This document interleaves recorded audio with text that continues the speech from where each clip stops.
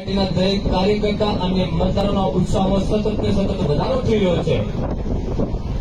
લોકોના મુખ્ય સતત કરતા રહ્યું છે કે ભારતીય જનતા પાર્ટી સીઆર પાટીલ સાહેબનું જે લક્ષ્યાંક છે કે 5 લાખ ઉપરથી બધી સીટો આપણે જીતવાની છે, તેમાં બનાસકાંઠામાં 5 લાખ ઉપરથી લીડ સાથે જીતે એના માટે કાર્યકર્તા મથામણ કરી રહ્યા છે અને દરેક મતદારોની અંદર ઉત્સાહ છે. બનાસવાસીઓ ભારતીય જનતા પાર્ટીના ઉમેદવાર રેખાબેનને મત આપી અને 5 લાખથી વધારેની લીડ સાથે જીતાડી અને આપણે અહીંયા બનાસકાંઠાનું કમળ દિલ્હી નરેન્દ્રભાઈ મોદી સાહેબના હાથ મજબૂત કરવા માટે નરેન્દ્ર મોદી સાહેબને અર્પિત કરશે.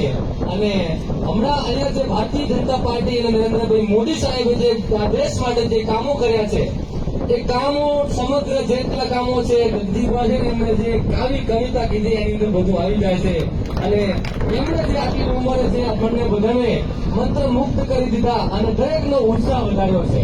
નરેન્દ્રભાઈ મોદી સાહેબની અંદર જે શક્તિઓ પડેલી છે, એમની જે કુદરતે જે શક્તિ આપી છે અને આ વિસ્તાર દેશ માટે અને આ સમગ્ર વિશ્વ માટે જે પોતે સમગ્ર વિશ્વના કલ્યાણ માટે મથી રહ્યા છે, એ જોતા આપણે સૌએ ભારતીય જનતા પાર્ટીને મત આપવો જોઈએ. અને નજીકના જે દિવસોમાં હવે નરેન્દ્રભાઈ મોદી સાહેબ ત્રીજી વખત વડાપ્રધાન તરીકે શપથ લેવાના છે અને ભારતને વિશ્વગુરુ બનાવવાના છે.